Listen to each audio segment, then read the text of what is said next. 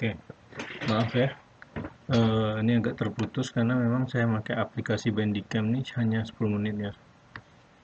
Untuk batas waktu recordnya itu ya. Kita lanjut lagi ya.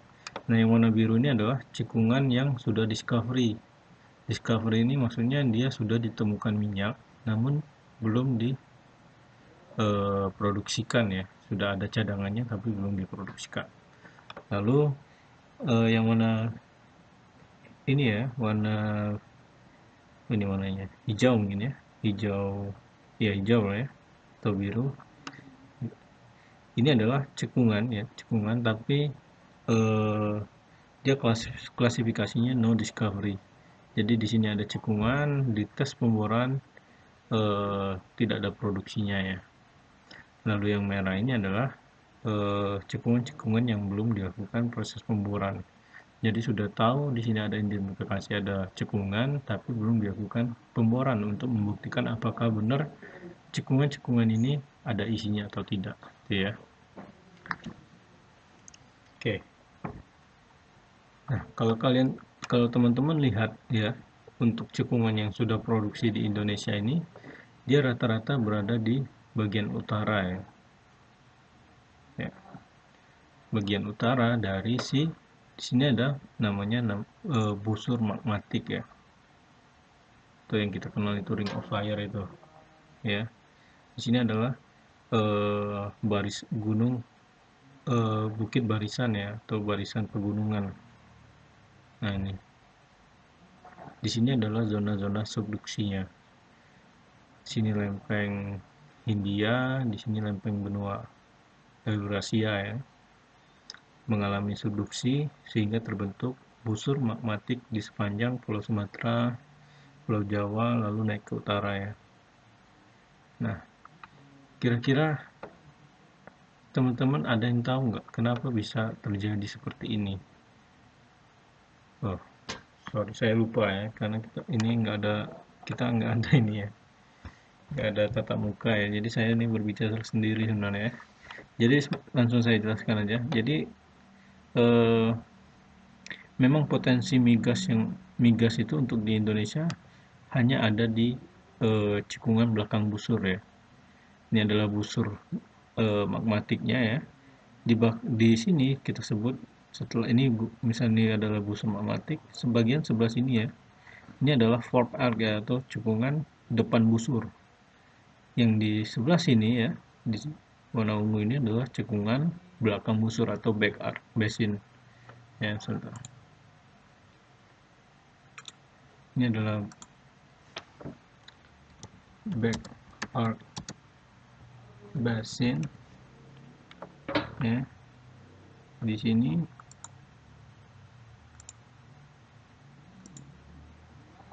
fork arc basin, cekungan depan busur ya. Oke, ini adalah si busur magmatiknya. Nah, besaran ini adalah busur magmatiknya ya.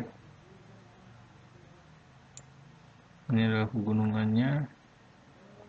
Ini adalah si zona subduksinya ya. Oke, sorry. Oke, ini adalah zona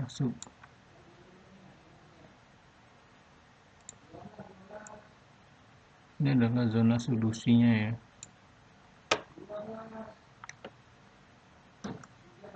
Ini busur magmatiknya.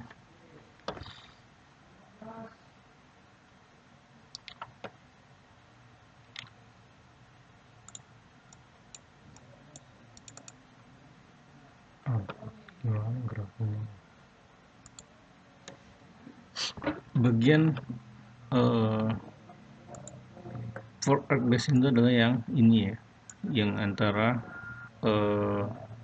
sesar besar ini dengan si magmatic arc-nya ini adalah si fork arc basin ya. Itu kalau kita gambarkan tuh seperti ini ya. Ini adalah zona subduksinya. Dia bakal, nah ini adalah si gunung apinya, magmatic arc ya. Ini adalah zona subduksinya ya, ini lempeng Hindia, ini lempeng Eurasia atau benuanya ya.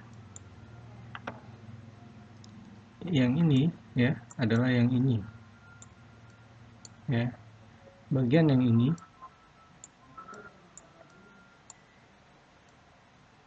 adalah yang ini, sedangkan bagian ini back arc ya, belakang busur, adalah yang ini.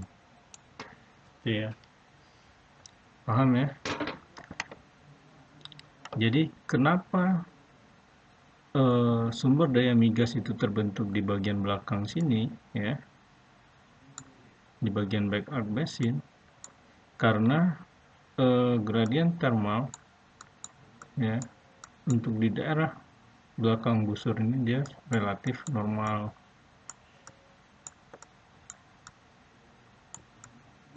Ya, sedangkan di bagian fork arc basin ya, di bagian ini dia karena dekat dengan zona subduksi dan dekat dengan zona magmatic arc, otomatis temperatur di daerah sini sangat tinggi ya, T-nya sangat tinggi, sehingga apabila terjadi pengendapan fosil di daerah ini, fosilnya itu akan overmature ya, atau gosong dia, karena temperatur daerah sini ini terlalu tinggi. Sedangkan untuk membentuk migas itu dia ada temperatur maksimalnya yang kita kenal dengan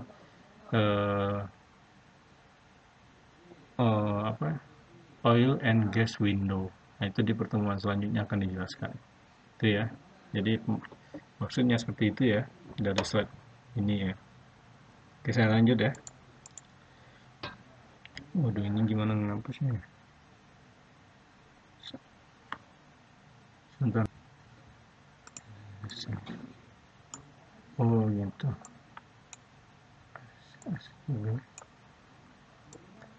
Oke, lanjut ya.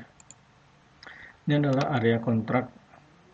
Ini adalah, oke lanjut ya. Nah, ini adalah area kontrak atau WKP ya, atau wilayah kerja pertambangan yang ada di Indonesia ya. Dapat dilihat kebanyakan eksploitasi migas yang ada di Indonesia ini masih didominasi di kawasan barat Indonesia ya, terutama di Pulau Sumatera dan Pulau Jawa ya. Kenapa seperti itu? Memang karena sumur-sumur yang diolah oleh Pertamina dan perusahaan-perusahaan yang ada di Indonesia ini kebanyakan adalah peninggalan dari zaman Belanda ya. Jadi kita tinggal melanjutkan aja.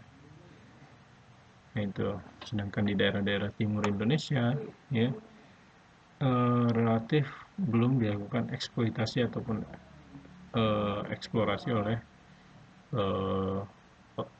penjajah zaman dahulu ya. Otomatis kalau kita ingin mengembangkan daerah timur Indonesia ini, kita butuh dana yang besar ya untuk melakukan eksplorasi sampai ke tahap eksploitasi.